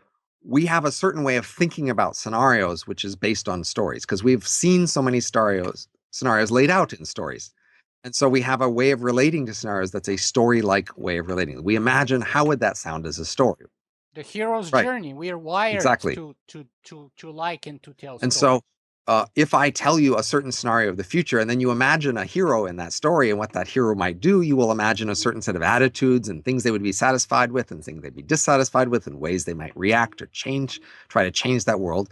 And that's how you'd expect a hero or a character in a story to act. And then I want to point out to you that there's the way real people act in real worlds, and it is systematically different than the way characters act in stories. And there's also the way real people want their world to be. And in many important ways, they don't want their worlds to be like stories. They'd like to read stories and they like to imagine themselves in stories, but they don't want to live in real stories when those real stories have many of the elements that real stories do, which is conflict and change and destruction and wrenching transitions. There are so many things that happen in stories that you might enjoy in a story that you don't want in your real world.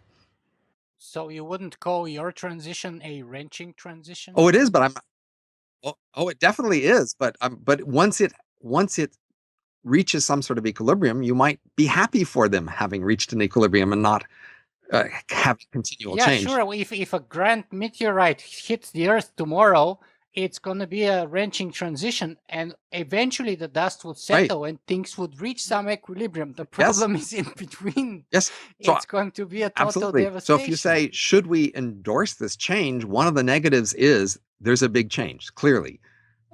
Right. You'd say there's a big change and that's disruptive and disorienting, and people won't like the fact of change. So whatever happens needs to be good enough to outweigh the cost of change. You have to say, yes, but after the change, things will be better enough that you should have been glad to have paid the cost of change because the world is better enough. And of course, many people in the past would not have said that about many changes that came after them. But you're not saying that things will be better enough. You're saying after the dream time is over. So the best part was behind us, right? The dream is over. The dream was in the 20th century and where we had the best of everything. And now the dream time is over. We're no longer having surplus. We're subsistence Something of an level. industrial era attitude to think that a dream world is a better world. But those were your Yes, words but again. a dream time is something I think of a double-edged sword. It both has positive and negative connotations, and it's interesting to use it to see how people react to it and which connotations they pull out. Right. Yeah, you're right. It does have a dual connotation. So, okay, interesting. You want to elaborate more on that? I think this is part of the key ways somebody will engage with my book, which is to realize if I'm right, say about how this world is different than our world, to realize how their era has been special compared to all the eras that come before it and the next era that might come after it, and to reevaluate their commitment to their era's distinctive attitudes and values. I think that's a service that you get from reading my book. You don't have to reject your era's attitudes and values, but you get to see it in a wider perspective and to look at it from that larger distance and see how it looks different from a third point of view and see how these other eras would look at your era and see you as different from them. They would have criticism of you as well as praise. And I think it's worth looking at both of those and saying, well, do I have I just habitually accepted the attitudes of my era without thinking about them? Or if I stood back and looked at how my era differs from the other eras, would I really think we're so much better than them in a knee-jerk sort of way? Or do I think there's good arguments for why we really are better. If we really are better than these other eras in terms of our attitudes being the right ones and theirs being wrong, do I have good arguments for that? So, do you think yourself that their world is better in any way, or symbolizes progress in some way, or I mean, what's your take on that? How do you put it? I mean, I know because I read the book, but for our audience. I first want to stand back and see the whole sweep of history and see the different eras from each of their own point of view and understand that. And then if I ask, okay, yes, but if you get to choose which of these eras to go live in and which of these eras to go support and do something for, which area do you most want to help out and support and make them continue? I will at that point embrace the idea of progress and say, well, there has been progress across these eras in the sense of our overall capacity increasing. And I see a vast future that continues on from all of these eras. And I'm hopeful that that vast future contains far more value collectively than everything that's come before it. And I want to help that future prosper and exist. I do think existential risk is the worst thing that could happen because it would take away this vast potential future. And so I do see most of the interesting value that will exist in the universe as in that future of being powerful and expansive and realizing our potential. And so the next era after ours is closer to that future than we are, and it will have more influence over that future than we will. And so I'm more interested in seeing how they will help continue to grow and realize potential and to do more things than that we can, because our place is now in leading to the era that comes after us, and the eras after that are more up to the next era to decide. Right. Very good. Very good. So you've made yourself clear. I like that. Now let's just touch a little bit on the love part of it, because we talked a lot about the economy, work, life. Talk about love. How is that? Because people are emotional creatures, we say, right? We're not necessarily perfect, rational, utility maximizing agents, but we're very emotional. So tell us one about of the key analytical principles I'm using in this book is to say human nature can't change that much, at least in the early M era. Humans embody all this structure and all this history, and we'll make some changes, and in the long run, who knows where it'll end up. But in the short run, it can't change that much. And clearly one of the most deeply embedded features of our human nature is a appreciation and need for love. We love and we need love. And love is how we frame a lot of our most important relationships. And so the M's will not eradicate that from their psyche. They probably won't even eradicate the association of love and sex. Even that. Some people would say even that's what gives us meaning. Indeed. And I won't want to argue with them. If you find meaning there, I don't want to tell you it's not there. Find the meaning you find and great. But so humans will probably long continue in whatever form to have pair bonds and strong love relationships and sex. And so the M's plausibly continue that. Even if they can have things like castration or the equivalent of it in terms of reducing various chemical drives, they'll still probably to become asexual. But even today, we know that in history, eunuchs who were castrated actually had a lot of sex. Right, but you're talking about eunuchs, but we do have asexual people who are not castrated, but just have no interest. But we don't know that those people are actually substantially more productive than the others. So we don't have a good reason to expect asexual people to outcompete the rest. Actually, Napoleon Hill talks about Think and Grow Rich, about what's the word? Transmutation, I think he used the word of transmute. One of the features of successful people that he noticed was like the transmutation of sexual energy into sort of... sublimation is a standard word. It's like therapy. No, I think he used transmutation actually as a word. Right. But it's a similar concept, which is you have all these powerful sexual drives and feelings. And if you can refocus them, you might be able to translate them or map them onto other things so you get those things. That certainly already happens. So obviously, one of the things that say drives many men to try to succeed in their careers is this image in the back of their mind is more women will like them if they succeed in their careers and they will be loved. And this is, of course, a standard thing that drives people in music and the arts and acting, et cetera, is the image that if they were really successful, they would be adored and loved by many people. Right. And you're thinking this will get carried away from our world into the M world. Right. So the simple conservative assumption, which is the typical thing I choose, is that this would continue. Now, it's possible it could go elsewhere, but I should analyze what happens. So yes, M's continue to want to be loved and adored and respected, and they continue even to have pair bonds. They can have pair bonds. Now, as we talked about, there may be an unequal demand for male and female labor, and most people do seem to prefer male-female pair bonds, so that creates an immediate problem.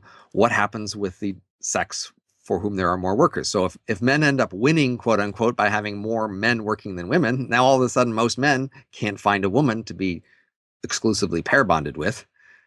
And what do? And so I talk in the book about a number of strategies that are available to deal with that. And there are many of them, enough to think that it'll be okay.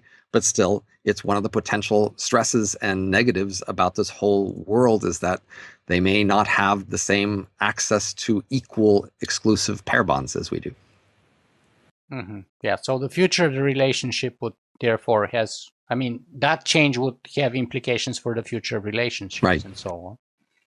And the standard pair bonding and the longevity thereof more. But as I said, on the other hand, they are much less likely to make a choice and really regret it later.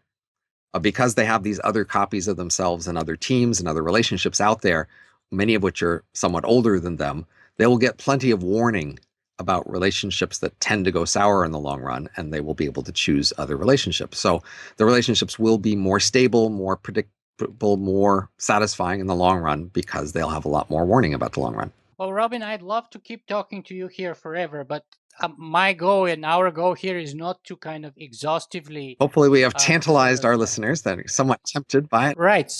So we've got hopefully their appetite whetted by now, so that they can actually consider buying the book and reading for themselves and judging for themselves. So let's move on. Tell us just in a few words, what's the next book about? So the next book is already written. It's under review at the moment. And it's with co-author Kevin Simler, who I've been working with for a number of years. And the title is The Elephant in the Brain, Hidden Motives in Everyday Life.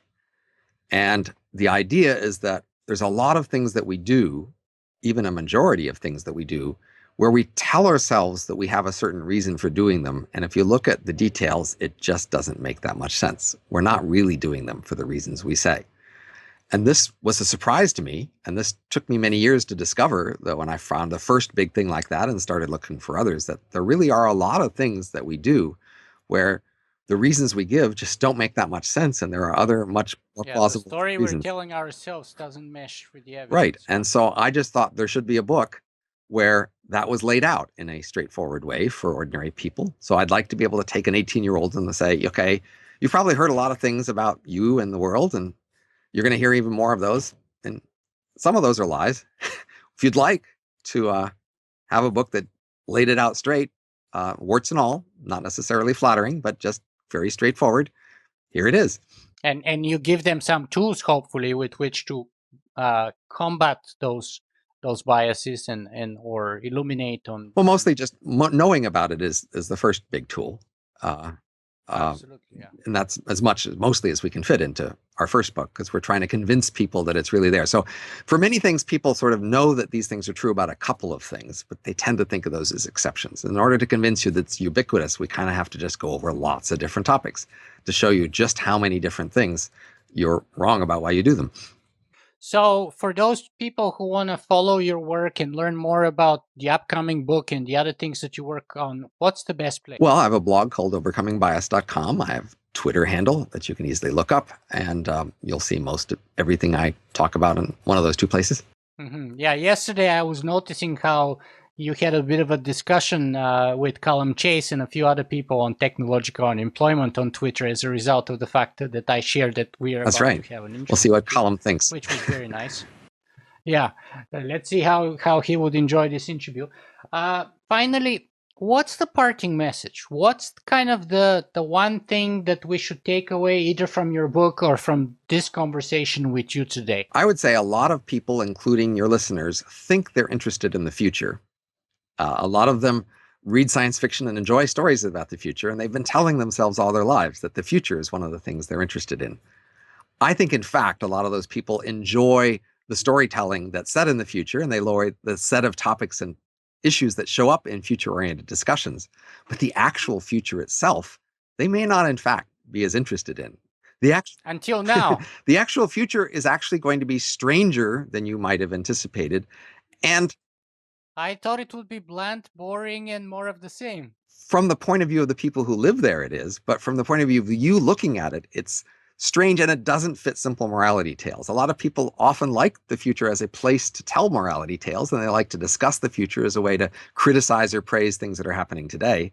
And the actual future is probably so strange and complicated that it's not a very good foil to use to praise people today and criticize people today and to tell morality tales. It's just too strange. That's how your world would have seemed to people thousands of years ago.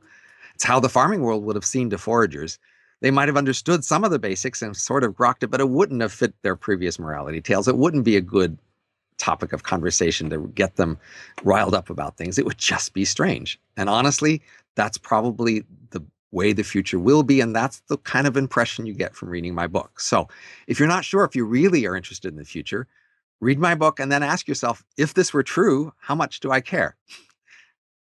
Because honestly, I think many people will realize they weren't really that interested in the future. They liked the future as a place to tell, again, morality tales, exciting adventure stories. It's an exciting place to argue and discuss exciting issues of a certain sort. But maybe the actual future just isn't that sort of thing. Yeah. So the future is more than simple morality tales. And it doesn't even fit your morality tales. It's just awkward as a place to tell morality tales. Well, I think that's a fantastic place for us to stop and ponder our conversation and what you just shared with us, Robin. Thank you very much. Thank you very much. It was great talking to you.